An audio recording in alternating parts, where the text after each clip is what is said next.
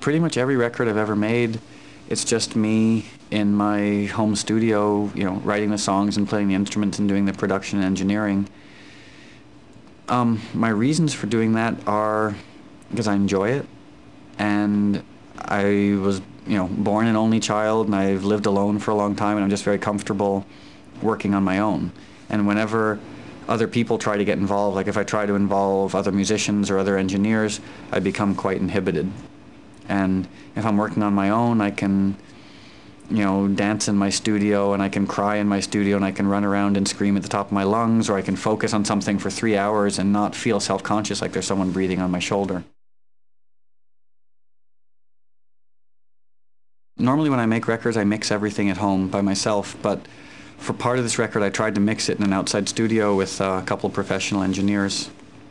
And at one point we were mixing one of the songs, Why Does My Heart Feel So Bad, and we put it through this processor that gets rid of noise. And without the noise, it just sounded too slick. It sounded too much like a bad Los Angeles studio recording. One of the things I love about music is the messy qualities and the organic qualities. And I think too much time is spent in recording studios trying to make things sound pristine and trying to make things sound perfect. And one of the things that makes music endearing is the humanness of it and the human quality, and humans are flawed, and perfection can be really boring.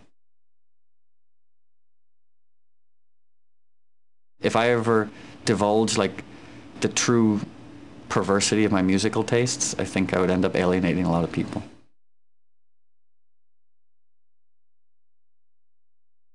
When I was really young, I wanted to be a scientist. Not even that I had any real interest in science, but I loved science fiction, and I loved electronic stuff that made nice lights. I remember an ad for a technical college on television when I was growing up, and they had oscilloscopes and all these cool diagnostic tools, and I was like, that's the stuff I want to be around. And ironically enough, in becoming a musician, now I get to play with all the cool looking technology that I saw on television when I was growing up. So I'm sort of a musician and a scientist at the same time.